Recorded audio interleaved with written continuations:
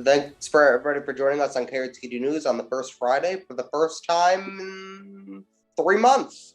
Here with us today, Jerry Vasilatos. Has it been that long? It feels like we've been in touch since during those 3 months, so it doesn't feel like it's been that long since I joined you before. No, I mean it's been 3 months since we've done a First Friday show. Oh, okay. We haven't had a host in 3 months, so it's the first time in a while.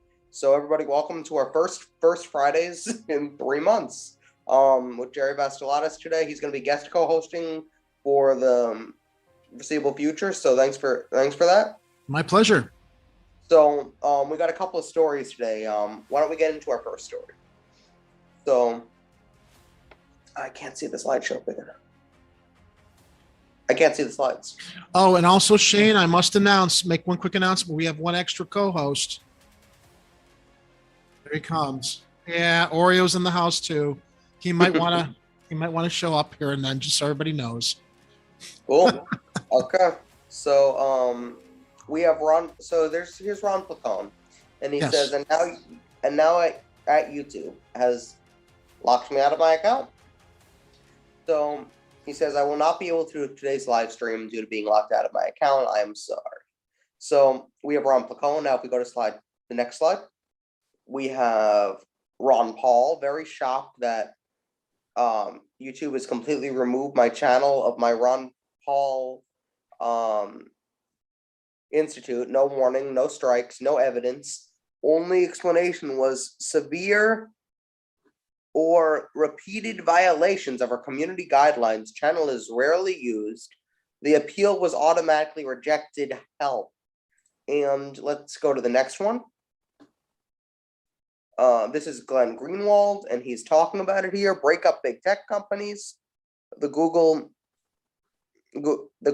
and in the meantime, use the alternative platforms that guarantee free disclosure. Ron Paul was elected to Congress 12 times, crusaded against the drug war, civil liberties, assault and imperialism, but Google banned his institute. So, and let's go to the next one. And then I think that's the last one after this, and then we're going to talk about it. So, this is Odyssey tweeting. This is an alternative platform. Odyssey is tweeting, YouTube suspended a couple of German RT channels today. We have a few RT channels affiliated on Odyssey, and we support their network's right to a platform. I think that's the last one. So, Jerry, what I see here is they've decided to ban RT, which is actually some decent coverage. They've decided to ban Ron Paul, who's a libertarian, and they've decided to ban Ron Placone, who's a progressive. Do you see a pattern here? Well, RT is Russia. Mm-hmm. Ron Placone is independent media, and Ron Paul is, the dissent against those, I think, that have their tentacles all over YouTube. 1984 has arrived just 37 years too late. Mm-hmm. What we're seeing right now in YouTube having this monopoly over what was supposed to be a platform everybody could use to share their opinions, to share their news, to share information, has suddenly become the playground of big tech and the accredited news sources. Because let's keep in mind, when YouTube was created, I don't think major news stations really paid much attention to it or understood how it was going to change the landscape of information passed among those who didn't have a voice to those that wanted to seek alternative voices and find what wasn't just being filtered through to them from the regular corporate media. Mm-hmm. So as the years passed, YouTube gained popularity and more people were swarming to YouTube. Suddenly, all the major media conglomerates realized, oh my goodness, we're losing viewers to YouTube. And, credit where credit is due, as much as they've become corrupt themselves. Young Turks kind of helped pioneer that landscape. So what did big media decide to do? They had to get a piece of the pie on YouTube. Suddenly, CNN is all over YouTube. Fox News is all over YouTube. MSNBC, not MSDNC, as I like to call it. All of the major news players put a stake in YouTube. And because YouTube had to respect them as the accredited news sources, it became the way for, I believe, mainstream media and corporate news to control the narrative on YouTube as much as they control the airwaves that we watch on cable television. Now, let's make no mistake. There are some crazy conspiracy theory channels on YouTube. There's no question about that. But if you're going to start dictating who is, or like Alex Jones, and Jimmy Dore made this point years ago. I'm not a fan of Alex Jones by any stretch. I think he's a nut. But Jimmy Dore made the point very clearly. If you're going to sit there and censor Alex Jones because he's clearly a little bit off his rocker, how are you going to be able to identify whether someone's really off their rocker with their conspiracy theories, or you're going to start using your ability to censor channels as a weapon to silence dissent? And that's where we are right now. Absolutely. Now, I also want to bring up something Kyle said about 3 years ago. Kyle Klinsky 3 years ago mentioned that now, because of the new landscape of YouTube and Twitter and everything, this is now the new public square. It is. I'd like to bring up. So he thinks that, and one of his ideas was, why doesn't the Constitution's First Amendment cover YouTube and cover Twitter and cover all this other Facebook, etc., where they're not allowed to correct you and they're not allowed to do anything? Well, we know because they're established as private companies. They should be a public utility. The internet is as essential to people to do business now as it used to be when you could AT&T or Bell Telephone couldn't tell you who you could call or who you couldn't call when you were using it. It was because it was a public utility. The internet is a public utility. The internet absolutely is. So solution here is you have to allow, of course, if somebody's advocating for violence, of course, if somebody's advocating for murder, or they're leaking somebody's personal information or something like that, that's the exception to the rule. But that's it.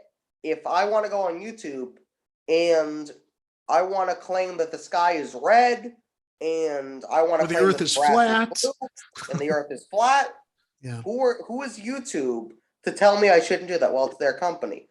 And you can even make them partially public. You don't even have to 100% make them a public utility. You just have to pass a law that says that the First Amendment covers YouTube, and the First Amendment covers Twitter, Facebook, even MySpace, all the social medias. Put them all in there and say that this is the First Amendment coverage, and write a law. And keep in mind, YouTube and Facebook and Twitter have for so long said they're not publishers, so they can avoid any liability for what's put on their platforms. Now that they are censoring and selectively deciding what is reasonable to share on their platforms, whether we feel it's reasonable or not, they are now publishers, but they're still skirting the laws. They will not be sued for defamation. They will not be sued for slander. They have established themselves now as publishers. They're not just, hey, anybody can say anything here. So long as they pick and choose, they are publishers, and they should be held liable.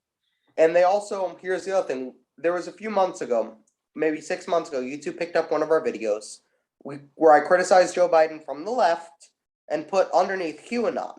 And they put it underneath, but then they linked to a Wikipedia article. They consider Wikipedia a legitimate source.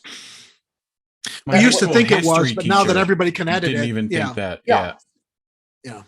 That's ridiculous. Now, here's the solution. Ron Paul and Ron Placone, Ron and all these RT channels need to get their channels back. It's very simple. YouTube should not be allowed to do this. Daniel, actually, we had Daniel on earlier. He brought up an interesting point that Ron Paul is actually pretty well connected. He may be able to make a call and make this go away. He's connected to who? I'm sorry. He's well connected. Like, he's a well-connected person. Okay. Because he was in Congress and he has some connections business-wise. He may be able to make a call and make this go away. But maybe not.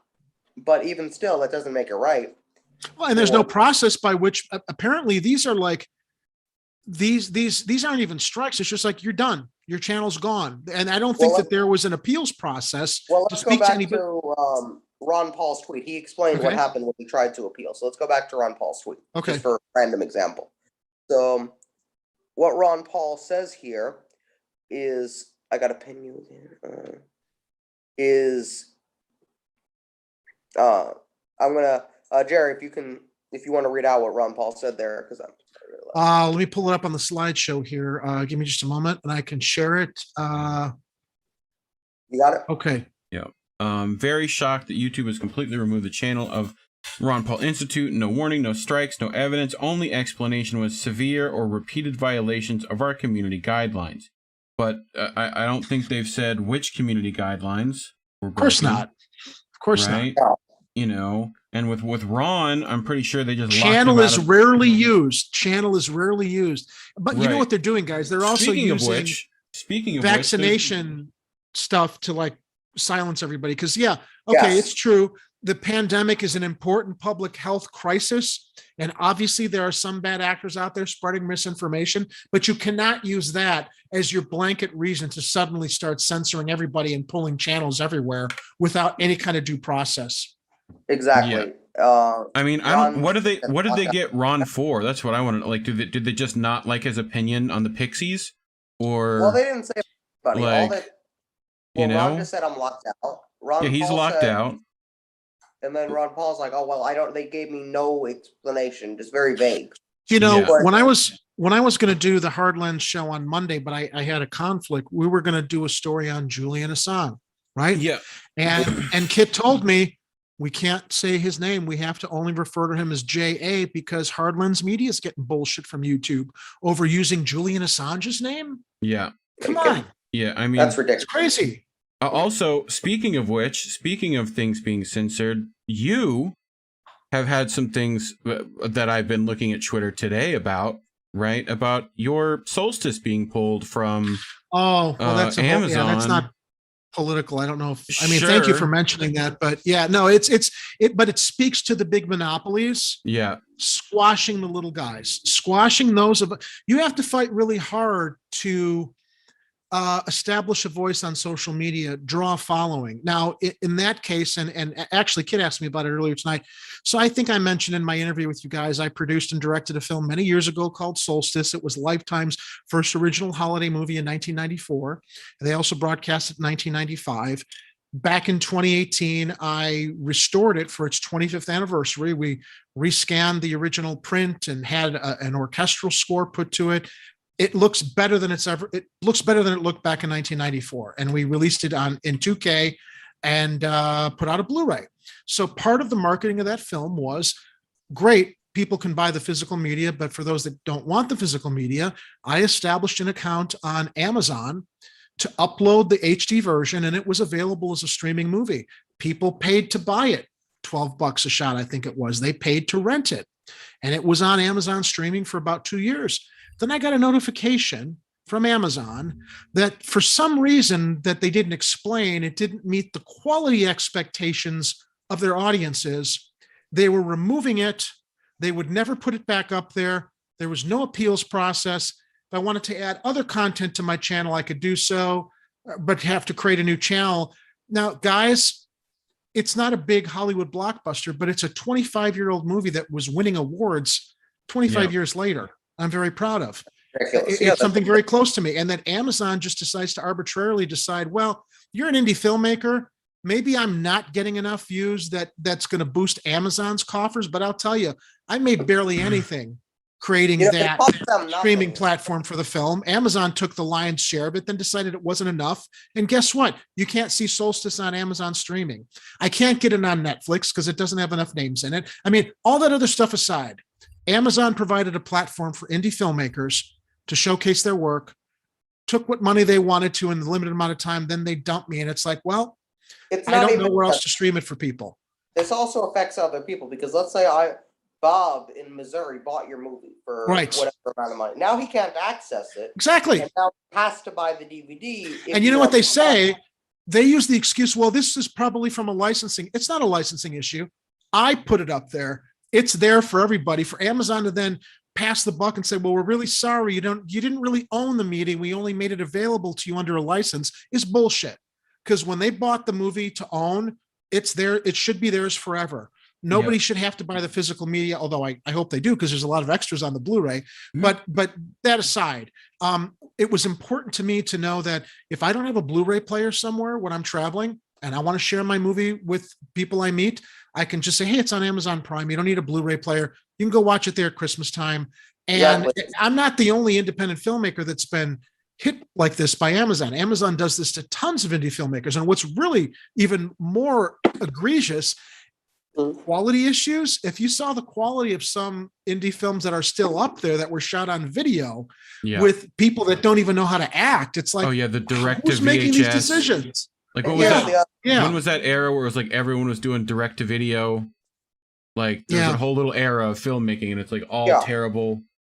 Wiseau's in that found footage. So you've got YouTube banning people from their platform for the shows that we do here, right? Independent voices. YouTube just decides to arbitrarily decide who's worth listening to, who's not. Now Amazon can decide, hey, we're going to determine which indie films you should be able to see or not see, even though we're showing something with a 25-year pedigree that's won awards. Maybe it didn't have all the numbers they wanted, but there's no reason to pull it off the platform or anybody's independent film that's already established a presence. Well, here's the thing. They have nothing to lose by leaving it up there. Thank you. All they gain is they take, I'm assuming, like 70 or 80% of the profit, whatever that might be. More than that. They get money. If it sells, they gain money. If it doesn't sell, it costs them nothing to leave it up there.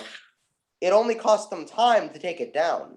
I can't imagine that they've got server space issues that, a little 48-minute HD film is taking up a lot of space on their servers to stream to people if it's there. So. No, they don't have server space issues. It's ridiculous. I know. We know. It's the big guy against the little guy, Shane. This is what it's always it's what it's coming down to in this country with everything. And this whole purge on YouTube is just symptomatic. I mean, forget Amazon. Okay, little Christmas movie, big deal. YouTube, where you need independent voices to share the news that's not being censored or not being filtered by the corporate news organizations that are being paid millions of dollars from the pharmaceutical industries or the defense industries to make sure they're not reporting on the bad shit that they're doing. This is what we're facing. Exactly. And YouTube also doesn't just suppress the indie media. Have you ever gone to YouTube What's Trending? Now, this is the big thing. Has anybody gone to YouTube what? YouTube Trending, where it says, what videos are trending. So now, when you go click on news, you're going to see MSNBC, you're going to see CNN, you're going to see Fox News, you're going to see OAN sometimes. And none of them are pulled for, content that they've gotten and wrong. how much fake news? I'm not quoting Trump, okay? Yeah. But how many news stories have we seen the New York Times tremendous. Or CNN? So much fake news. Bullshit. So much. CNN, Joe Rogan's eating horse paste. I wish that Joe Rogan had sued them, and he didn't. That was a completely false and defamatory story. Yelling at the New York Times for having weapons of mass destruction and canisters right there on the front page. Like that doesn't have those kind of media outlets don't have to retract those sorts of things. They got the money. They got the money to pay off who they got to pay off. Go back 4 years. Go back pay to play, and look at what's trending. So, who were the big lefty streamers in 2016? It was Kyle Kalinske. It was Jimmy Dore. It was TYT. All of them suppressed, held back. But when Chicago Reacts, when Chicago Reacts has already surpassed Hardlands Media, an outlet that's been out 3 or 4 times as long, and but here's the thing. With all respect to what Daniel has built at Hardlands Media, it shocks me that Chicago Reacts, which is an entertainment channel of us watching videos like idiots making commentary. Okay, great. It appeals as an entertainment value. It hurts me that Hardlands Media, where we do all the hard work and do the investigating and try to share the important stories with people, is the one that's lagging in viewers. And that has nothing to do with the quality or the fact that it's got viewers. That's YouTube fucking around with the algorithms and screwing around with the numbers and unsubscribing people. And because they don't want people to see independent news people sharing facts that the mainstream news stations are suppressing. Right, but back to my point before, if you looked at what's trending 4 years ago, yes, there was suppression on the indie medias, but I actually, a couple of times, I saw a TYT video in what's trending. I saw a Kyle Kalinske video. I saw a Jimmy Dore video. When that was happening, and those were actually trending, they had to put a stop to that and make sure that's not what's trending. Yeah. And make sure what's trending is the mainstream media. So they had to fix that. Which you can tune into when you turn on your cable. You don't need to do that on YouTube. It's already on cable. There's no reason to trend what people are already paying for on their cable TVs. Yep.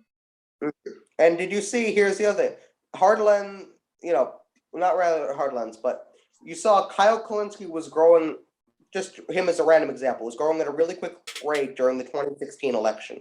We can't have that. We have to change the algorithm now.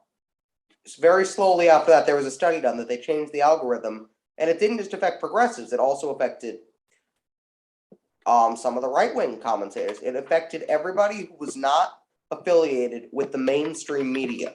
It affected them in particular. It didn't just, it was selective.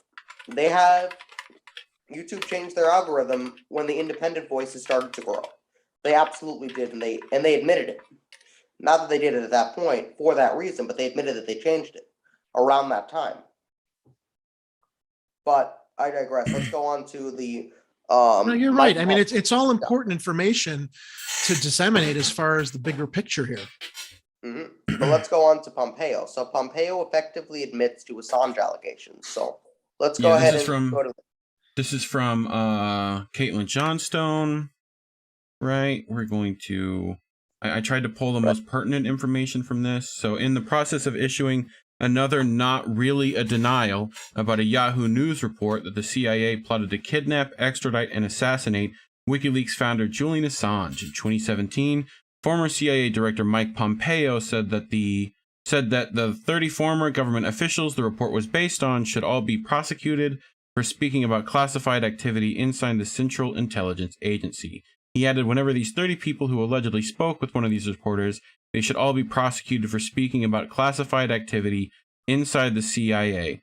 Pompeo called WikiLeaks a non-state hostile intelligence service that is actively this son of a bitch. This son of a bitch American imperialist. Classified. This is ridiculous. Like this is why. When you hear people say, well, if you don't like it, go to another country, you're not patriotic. No, I'd rather stay and fix this country and get assholes like this out, exposed, charged. This is not what our American system is supposed to do.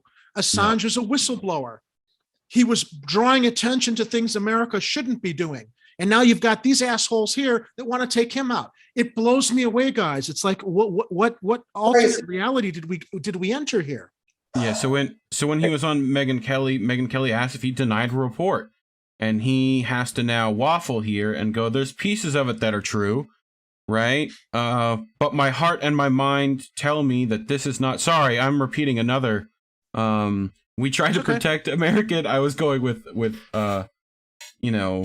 was it Reagan during the hostage situation? Couldn't remember a goddamn thing. Yeah, but looked good on camera as he forgot things. We tried to protect American. It sounds like another president we have. We tried to protect American information from Julian Assange and WikiLeaks. Absolutely, yes. Did our Justice Department believe they had a valid claim which would have resulted in the extradition of Julian Assange to the United States to stand trial? Yes, I supported that effort for sure. Did we ever engage in activity that was inconsistent with U.S. law? We're not permitted by U.S. law to conduct assassinations. We never acted in a way that was inconsistent with that, except all the times you have. What? Yeah, and here he's talking about, we tried to protect American information from Julian Assange and WikiLeaks. Absolutely, yes. Why are you trying to protect that American information? That American information, that information is information every American should know so they can properly select the leaders that they want running this country. It's a cover-up. All they want to do is hide their crimes.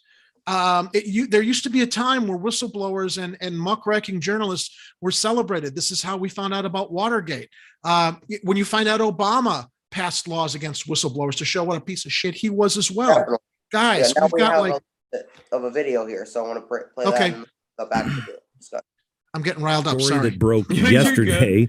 This is from Michael Isikoff, so take it for what it's worth. Pompeo calling that says that the gist of the article, you were so obsessed with Julian Assange and WikiLeaks that you and the president were looking at really aggressive methods, including kidnapping or an assassination. One scenario included a possible shootout with Russian agents who you believed were going to try to get Assange for themselves. Glenn, I've seen the piece. I knew they were writing on this thing. I'd say three things. First of all, it's Isikoff. We've seen you as a big Russia hoax perpetrator. Yep, he was. Yeah. So take that for what it's worth. Second, there are many stories out there now about how the president and I were engaged in things that were crazy, right? There's this talk about that there was an effort to drop a nuclear weapon on China in the last week's administration. This story is of that same ilk, right? Just I couldn't tell you who they have as their sources, but those sources didn't know what we were doing. And then the third point, I guess, Glenn, is we were very worried about the fact that we had bad actors who were stealing really, really sensitive material from the United States. And I make no apologies for the fact that we and the administration were working diligently to make sure that we were able to protect this important sensitive information from whether it was cyber actors in Russia or the Chinese military or anyone who was trying to take this information away from us. Not just commercial stuff like intellectual property theft, but real national security secrets. And so we were working hard to go after those bad actors who were trying to do that. So was Assange and WikiLeaks, are they journalists in a media outlet or a hostile intelligence entity? Dipshit. So I came to believe that they were, in fact, one of the first non-state hostile intelligence entities. They weren't engaged in even crappy reporting like Isikoff does. They were engaged in active. They exposed you, Pompeo. They exposed steal your crimes. secrets themselves and pay others to do the same in a way that violated. But the central understandings that I think the American people get, and second, violated U.S. law as well. We were always careful. I'm all about a big, bold, strong First Amendment, but these folks were acting in ways that were deeply inconsistent with. Sure you are. Only when it filters the news you want to be out there, you piece of shit. Yeah, this is terrible. My first thing I want to address, state-sanctioned First Amendment is what he wants. Yeah. Right. Now, he says crappy reporting. I want to point out, WikiLeaks has never had to print a retraction ever. They've always got the story correctly. Yep. Whether you like the story or not, to them, it's not about whether they like the story or who they support. It's about getting the story out there and making sure it's right. It's the truth. It's the truth. Absolutely. And they're just pissed off that Assange challenged power. They've been exposed. That some guy from his little operation could basically reveal to the world the ugly underbelly of American empire. That's what it comes down to. Yep. Mm-hmm. I mean, and everyone. And what's Glenn Beck doing in his bunker there? I thought that was kind of funny. I know that studio's looks like he's in a missile silo.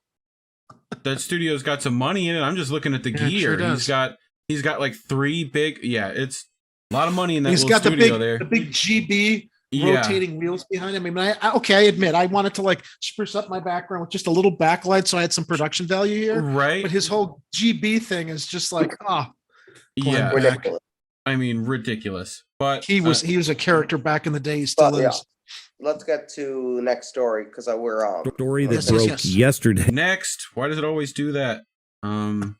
This is from Chicago here, or at least in Illinois. I found this story here for you. Illinois bill would allow women to sue men over unwanted pregnancies. So, Jerry, I want to ask you. You're in Chicago. There's this bill. So let's just read out what this says. Yep. So Democratic state rep. Please do, because I have not seen this in our local news cycle here in Chicago. You'd think that this would be all over the place, but if it's being reported nationally, I haven't seen this here. Yep. So Democratic state rep Kelly Cassidy filed the Expanding Abortion Services Act September 14th. The acronym of the bill spells out Texas. The bill was in direct response to the Texas legislature restricting access to abortion. Cassidy says the bill would outline new civil penalties for rapists and abusers. Right? Let me actually put this stuff up here. There we go. Filled the new civil penalties for rapists and abusers. So she asked, what would the implications for Illinois be if we adopted a similar approach to the Texas bill? What is the impact on our civil court system? The impact of deputizing neighbors that turn each other in for money? So those are the questions Illinois State Rep Kelly Cassidy asked before she introduced the Texas Act in Springfield earlier this month, otherwise known as the Expanding Abortion Services Act. The newly introduced legislation, HB 4146, would allow a person to use anyone that causes an unintended pregnancy, or to sue anyone that causes an unintended pregnancy, and create a public abortion fund for non-Illinoisians. that he would say So, that. Jerry, what do you think? So, because you're in Chicago. What I think is I understand her intention. Yeah. I agree with it. This is political theater. It'll never pass, not because it shouldn't, because a woman who is impregnated against her will should have every right to sue or take action against a rapist or an abuser. Absolutely. I commend her for the fact that what she's doing is she's bringing attention to the injustice that's happening in Texas right now. And this reminds me of legislation I think that was presented by, I forgot who it was, but it may have had to do with saying that if you're not going to allow women access to birth control, then you shouldn't allow men access to Viagra. Right. Hey, it's a very good point. So, but no, this will never pass here. But I do think it's definitely obviously going to propel the conversation. What do you know about the Illinois state legislator? So this representative Kelly Cassidy. What do you know about her? Honestly, this is the first time I've heard of her. We've got so many legislators downstate. Of course, I'm so focused on what's happening here in Chicago with our older people, older creatures, as I call them. Or rather, based on older creatures. We're based on what do you know about the state legislature? This is going to the state legislator, right? For a vote. So, what do you think about your state legislator? Where do you think they lean when it comes to social issues, and how do you think this vote will go? They're fiscally conservative downstate, tremendously fiscally conservative. They are Democrats in name only when it comes to fiscal conservatism, but they are very liberal in our citizens' rights. Unfortunately, for a long time, we had the Speaker of the House in Illinois. His name was Michael Madigan. He pretty much ran Illinois. It wasn't even the governor, but now the feds have zeroed in on Madigan, and he resigned. And I forgot I don't know who he's put there in his stead since he left. But downstate Illinois is pretty Republican, except where it comes to issues regarding a woman's right to choose, I think, and other social issues. Thankfully, right, but this they're not the entire state legislator voting. So they lean more left when it comes to social issues, as far as which we're thankful for, even though they engage in all kinds of criminal abuses otherwise. But to your question, I'm sorry. So this is the entire state legislator of your entire state voting. So on this bill. So yeah, do you think this even gets past the House of Reps? And goes? No, I don't. Yeah, I don't. either. I think it's a good news story, but I don't think. Let me say this. I hope it might advance. Some more people can pay attention to this. But now keep in mind of this. I haven't heard about this in our local news as much as I'm watching news for stuff I'm covering on Chicago Corner and Hardlands Media. Yeah. This caught your attention nationally because it relates very specifically to what's happening in Texas. Yeah. So on that regard, I think it's great that she's introducing this. I'm surprised I'm not hearing more about it in Illinois news, but I guess we're just going to have to watch it as a developing story. It seems a performative bill just to get publicity, and not for a bad reason. Yeah, not for a bad reason. No, the woman has a right to choose. Not at all. I mean, if they could pull it off and get an abortion ban for even people, Illinois is not that far away from the big state of Tejas, so. I would say this, if it had a chance to pass, I'd like to see it pass, because you know what they would do? It would establish a precedent that other states would have to look at. Right. If you're going to deny a woman a right to choose in a place like Texas, then you're going to have to honor a woman's right to legally go after somebody that abuses them or rapes them and forces them to carry that child to term when they may have had no say in it. Yep. Absolutely. Now, in Chicago Corner, you guys can always catch Jerry covering Chicago stories, but I guess, sometimes stories like this will slip through the radar, and I can see why. Yeah, I think probably for a reason. I imagine a lot of the big places didn't pick it up because it's just going to cause, unnecessary drama anyway. But, I would keep an eye out this bill, HB 4146. I'm glad you brought it to my attention, because I will mention it on next week's show. I think it's something worth looking at. So, yep. So let's go on to the next. We'll head to the next one, which again you brought to the table here. So go ahead. Yeah. No, you can go ahead. I got it. I'm just going to say this. Okay. I don't know how many of your national viewers know this. This is why I was asked to speak at the March for Medicare for All. I'm disabled. Right. I'm an amputee. Okay. I lost my leg above the knee when I was 20 years old. I'm now 55 years old. If you saw me walking with my prosthetic limb, you wouldn't know I was disabled. I don't like people to know I'm disabled. You might think I'm I'm in decent physical shape. I see these stories of people who are less lucky than I am, that I'm still able to walk and at least present myself as if nothing's really affecting me. And it makes my fucking blood boil. This man tased during an arrest because they said he didn't comply, and he was trying to communicate with them because he didn't understand the officers. So quite naturally, what do the officers do when they're faced with a man that obviously is having communication difficulties? They fucking tase him. Yeah, it sounds like he's resisting arrest. I mean, they always say they're resisting arrest. Yeah, and do you know how many disabled people or mentally people with mental with emotional and mental instabilities I brought to your attention? And I don't know if we can let's go into the story first, and I'll mention the other two stories that are kind of related. So a deaf man.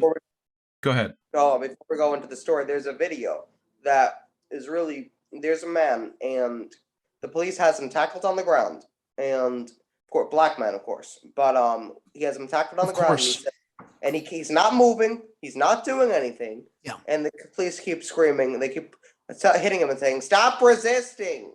Because they're fucking thugs with badges and authority, and they get off on the fact that they've got power and nobody's ever going to hold them accountable until suddenly the world has video cameras, everywhere. Hopefully make a difference. Doesn't always, but it's a different world now. It's starting to. The conversation is a lot more out in the open now about it. But a deaf man is suing police officers in Colorado who pulled him over in 2019 and rashly attacked him after failing to recognize his disability. According to a lawsuit, Brady Mystic alleges 2 Idaho Springs police officer, and this is in Colorado, pulled him over for running a stop sign, then tackled him to the so we pulled over for running a stop sign, and now tackled him to the ground and tased him after he tried communicating with them. So Mystic only communicates through sign language or writing. Mr. Mystic commonly communicates that he is deaf and that he needs the right to communicate by raising his hands, touching or covering his ears, and shaking his head no, and then mimicking the act of writing on a piece of paper. The suit reads. Mystic says he was confused just heartbreaking when he was pulled over and didn't know if the police officer's presence had anything to do with him. So he got out of his car and continued running his errands. That's when an officer ran toward him. The suit alleges former Idaho Springs police officer Nicholas Hanning immediately went hands-on with Mr. Mystic without any warning or attempt to communicate. Escalation. That's all they know is escalation. Hanning was fired in July 2021 after another incident in which he was accused of violently arresting a 75-year-old man, according to CBS Denver. Mystic claims Hanning threw him to the ground on his back, and Officer Ellie Summers joined in. Both defendants ignored that Mr. Mystic held his open and empty hands up in an obvious effort to show he meant no harm.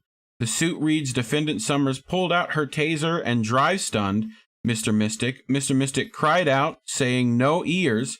Defendant Summers ignored Mr. Mystic's plea and then tased Mr. Mystic a second time. The suit also states Hanning even broke his own leg during the arrest, with the police department confirmed in a statement. I think that is... We're supposed to have respect for the police, though, guys. Blue lives matter. Blue lives matter. Yeah. Exactly. No, that's very important. Now, listen, here's the thing. You can't do that. We need, and if I say defund the police, everybody will think I'm crazy, but it's not what you think it is. First of all, it was a bad phrase that they presented. The problem was that they didn't think through how defund the police sounds. That's the problem. And it doesn't mean what people think it means. Those liberal Democrats, if you're going for votes and you're running for office on defund the police, you're not going to get the traditional Democrats and you're not going to get the Republicans. You're not, because they think that you're trying to take away the police. Now, it doesn't work. Or if you're just an activist, you're saying that people are not going to understand what it actually means is police reform.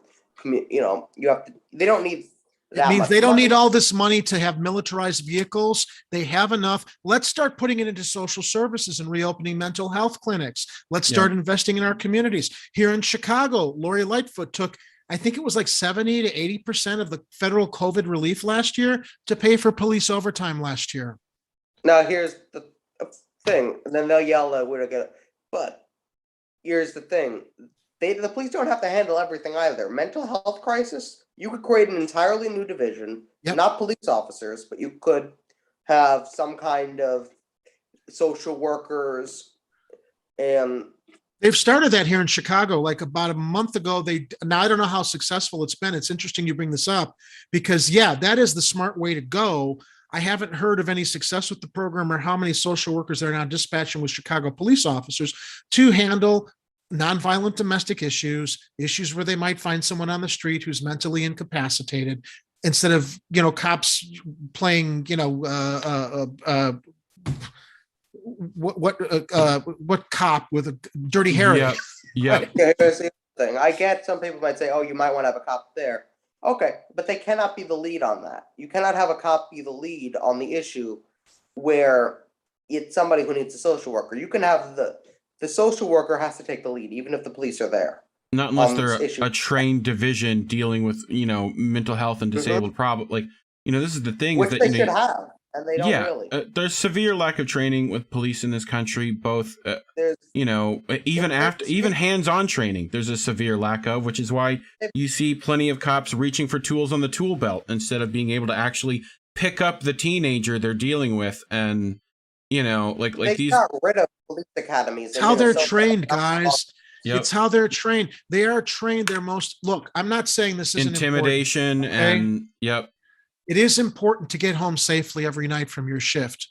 But when they drill into them, that's the only thing you should be thinking about instead of properly, thoughtfully assessing a situation that might not necessarily need the escalation of force so you can make sure you get home safely every night. Yep. That's your disconnect. I like to use Minnesota as an example. Minnesota not only doesn't do the right training, they don't have any training. They got rid of their police academies altogether, and they're doing on-the-job training only, which doesn't work. The only thing you need to know about police training is that if you become a police officer in the state of Louisiana, there's a possibility that Steven Seagal is going to be the one training you to be a police officer. Right? Is he one of those deputies there in the department? Yeah, like he was like a sheriff. Wow. They bring him in to do martial arts training and bloated Steven Seagal. Oh God, that fat load. Like you need to have the right with his spray on hair, his spray paint hairline. And this is also part of the problem with with mental health stuff in this country. My father, being a behavioral health counselor, has had to deal with a ton of times where this person's not going to get the help they need unless they're already in legal trouble. Exactly. First of all, you need to have. Second of all, you have to have the right training. Third of all, it has to be a training that's longer than a 2-week period, because sometimes they'll do a 2-week period. Needs to be continuous, part of the job. And you also have to do on-the-job training after you're done with your whatever other training. It can't just be one or the other. It has to be everything. Honestly, I don't think it would be worse if we just got rid of them at this point. Like, if we just didn't have them, it probably, would be about the same as it is now. I don't know. I Absolutely. Now, let's get on to our last story. Jerry, if you want to react to this. So we have a new series coming out at KRTD Media. So this is one of our hosts, Madeline Hoffman. He went to Columbia for about 6 weeks on a research project, working with the professor and some people within Columbia. And there's a lot of issues in Columbia that are not highlighted. People don't talk about them, etc. So it's her, this professor, someone else, and a translator working on a team, and they're going to interview people who are in Colombia and talk about the issues and hear from the people themselves. So let's go ahead and take a look at the trailer. Okay. Colombia, una expedición con los protagonistas de las voces defensoras territoriales. Examinar las violaciones de derechos humanos y las oportunidades de reciprocidad internacional. Esta serie de 15 capítulos destaca cómo la política mundial se evidencia en gobiernos corporativos, en multinacionales y políticas norteamericanas que favorecen el despojo, la extracción, el desplazamiento de indígenas, campesinos y afrodescendientes de sus territorios.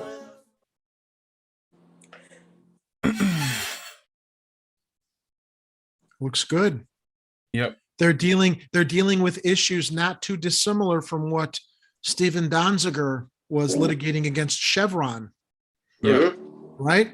They're covering the issues that we just feel like we can, our corporations feel they can just go wherever the hell they want, rape the resources, pillage whatever they want. And goddamn, if somebody like a Donziger stands up for the country, then he's going to be punished by a judge who is in the pocket of Chevron while he's trying to whistleblow and expose the abuses of what we're doing in other countries. So when does this premiere? They're gonna be on Sundays. On your network. Yep. Oh, that's fantastic. Awesome. Yep. So we're doing. 7 o'clock Eastern. We've done one already, which I'll put in the description. We had a kind of a tester for it. Yeah, we had about like 15. Now, can I ask you, since I'm new to this, did these documentarians come to you to find a platform, or were you involved in how to produce it? Or Madeline Hoffman is the one doing this, who part of the Green Party of New Jersey, if I'm not mistaken. Okay. She's a candidate for that. But she went to Colombia at one point to work on some humanitarian effort, and in doing so met people there and started gaining a network of people down there. When we did it the first time, we had like probably around, I want to say, like 10 to 15 people all coming in. We had a translator come in, and I, living in Florida, I know very basic Spanish, but I can definitely pick up sentences. And when I'm hearing things like, yeah, they shot and killed my entire family, right? Like it's nothing. Yeah, like in Spanish, like it's nothing. That's just what it's like down there. People in this country have no idea what it's like in other countries because we're so no sacrifices, no horrible things like that, which is commonplace in these other countries, and it's disgusting. This is a research project that she did that's being flushed out over 15 episode miniseries that we're in here in each little region of Colombia, focusing on each region individually and bringing people from those coming in. I think it'll be good myself. I'm sure it will be. So, but I'm looking forward to it. Sunday at 7. We have Madeline Hoffman, who's our host. We have a professor. I think her name is Marianne, coming on. We have a translator, and we have I think his name is Orlando, who lives in Colombia. So it's about 4 different people on the first episode. We're not doing the interviews yet. The interviews started episode 2. Episode 1 is just, hey, this is what the show is going to be. This is what our explanation is, and everybody tune in next week for our first series set of interviews. And I think it'll be fun to have something in Spanish. That there's not many actual Spanish speaking shows here in the lefty space. I know Convo covers them quite often. They went to Peru and and focused on stuff there. South America's right. They're not that far from us. And plenty of our American policies affect them to an end that, might ruin the ecosystem there and thus ruin the world as we know it. On top of that, like we lose that rainforest. Good luck breathing. So, exactly. But yeah. Well, congratulations. That shows a good score for you guys. I'm sure you're going to get a lot of viewers for that. I hope so. And if we don't, I'm coming after all of you who didn't know. But I think that's all the stories we pulled for this week. So pretty much, yeah. No, you're welcome to go eat your pad thai and make sure your chicken fried rice and your cat hasn't eaten it by now. No, he's over here. I'm looking forward to. I guess HBO dropped The Many Saints of Newark tonight, which is the prequel to The Sopranos. It's in theaters and it's also streaming. So it's like my man Joey Diaz is in there. Is he? I love Joey. Joey Diaz. Anyway, let's go off the air. I always thought watching the original Sopranos, I was curious, like, how did this knucklehead Tony Soprano end up leading the family? And I'm really excited that they decided the trailer was incredible, and they've got Gandolfini's son playing him, and it's like, whoa, we're going to get that backstory that takes us back to that world. It's going to be good. Now let's get Although I'm a big fan of Boardwalk Empire too. That too. Let's get super good. Here. Thanks everybody for tuning in today. Yeah. Make sure to hit that like and subscribe button. Go over to Jerry's and if you could all come over to come over to, or also please go over. I'm logged on as Nightstar Productions right now, but search Chicago Corner in the search bar up there, and just subscribe to the channel. I mean, even if you can't watch all the time, it helps us get our subs up to 1,000. We're close. I think we're at like 960 now, maybe 970. I'm not sure. Yeah. But we've got some good programming there. I think you'll all enjoy. Definitely, we'll be back. I definitely caught a few. They're good. So we'll be back next week with Second Fridays has Madeline, I think. Yep. With Madeline, and then tune in on Sunday for Madeline also. Cool. All right, everybody. Bye-bye. Peace, love, and gentlemen, soul. thank you. It was a pleasure. Yes, sir. Oop.